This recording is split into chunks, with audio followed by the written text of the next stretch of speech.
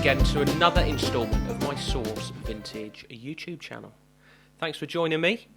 Now, this instalment is going to be all about a little find that I had at York Antique Home and Vintage Fair a few weeks back.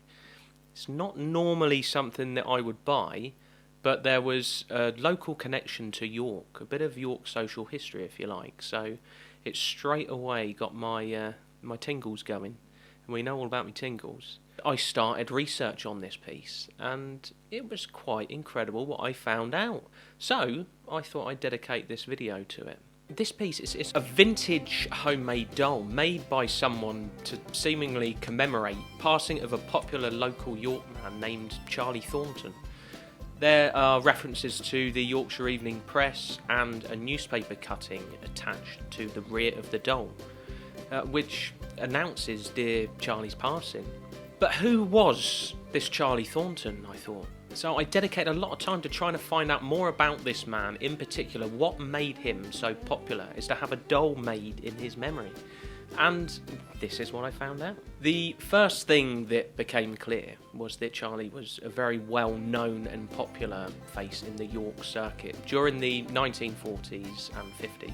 It would seem that he was most well-known for selling the Yorkshire Evening Press newspaper, along with other printed materials, such as magazines and the Saturday evening sports paper.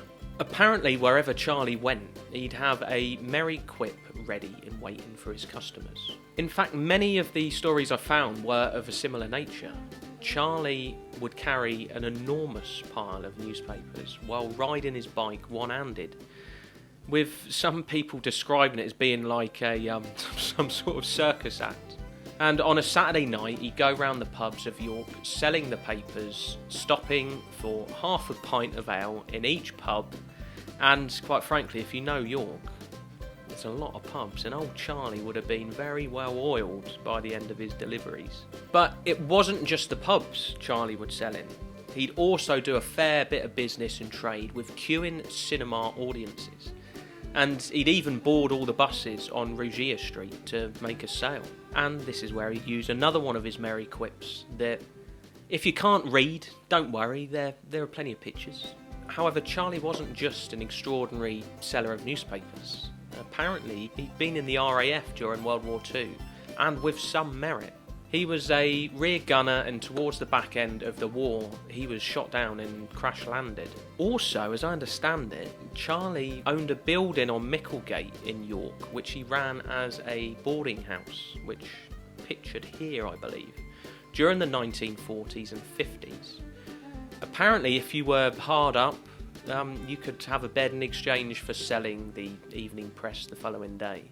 Charlie seemed to live in Bishop Hill Senior in York for his entire life, actually, and sadly passed away on the 14th of December 1960, aged just 53. In fact, Charlie left such an impression on the people of York that apparently there is a plaque outside his house in his memory. And he also has a headstone in York Cemetery with newspaper seller extraordinaire engraved into it. The other interesting coincidence, actually, is that the antiques trade seemed to run deep in the Thornton family, with one brother, Charles Thornton, along with his daughter Penelope, having an antique shop called the Adams House, pictured here, located near the top of the Shambles, I think. In fact, if you look close enough at the photo I've just shown you, you might just see who I believe to be old Charles Thornton sat in a rather relaxed manner outside his antique shop. While another brother, John D. Thornton, also dealt in antiques. But I didn't want to finish my research there. I thought, being a York local myself, that I'd go on a bit of an adventure and see if I could find Charlie's home, his lifetime home, and try and find the plaque out the front of it, and also take a visit to York Cemetery to see if I can find old Charlie's place of rest and see what the engraving is on his headstone. So this is what happened on my journey. So my first stop is to an area of York called Bishop Hill Senior, which is apparently where Charlie lived his entire life. And apparently there's a plaque outside his house, so we're going to see what we can find.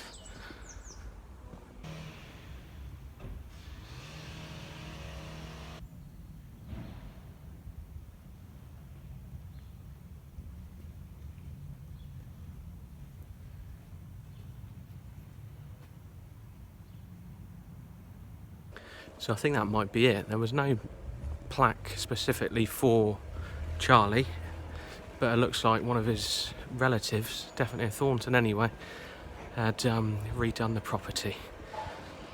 And now the next stop is York Cemetery to try and find where he's resting. Oh, Charlie boy.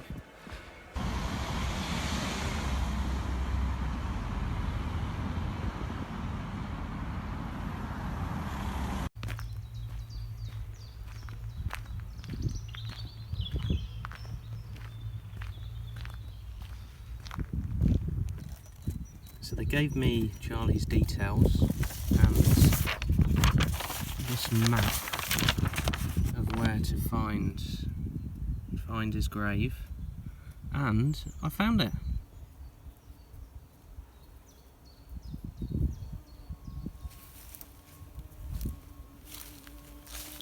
Newspaper Extraordinaire. There's our man, old Charlie boy.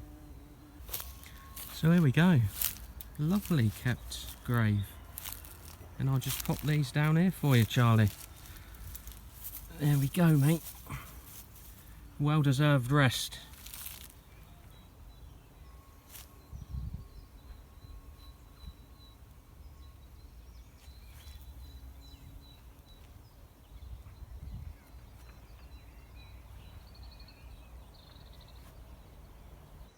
So there we go, the end of our journey. We found old Charlie boy. He's having a well-deserved rest. I've laid my flowers down, so I'm going to say a quick cheerio. But yeah, that's the end of our adventure. Doesn't that bring my blog post to life? Anyway, that's it for this week, folks. I hope you've enjoyed this little insight into the life of a York legend, Charlie Thornton. As always, hit me up with a comment below if you enjoyed this, let me know. And please hit that subscribe button. And if you've subscribed already, then thank you so much. I really, really appreciate your support. I should probably take this opportunity as well to tell you about a blog post that I write every Monday over at my website, source-vintage.co.uk. I'll put all the links below for you. I write about favourite finds, I do shopping fair reviews, I have the occasional interview with a antiques dealer off the TV, so if that's your cup of tea, then head on over, check it out and become a Source Social member, where not only will you get my weekly blog post direct to your email mailbox, you will also get my fortnightly YouTube videos sent to your mailbox, along with exclusive deals and discounts, and most importantly, first dibs on all new items before they hit my online shop, which you'll find at the same website address. So whilst you're there, check it out. You might find something that you like. And I sell my own merch, got my own merch. So if you want to walk around with my face on a t-shirt, bag, sweater, mug, then be like my mum. Get yourself something and show your support for Source Vintage. Anyway, thank you once again for joining me. I really appreciate it. And until next time, stay safe, keep buying those antiques, and keep spreading that Source Vintage love.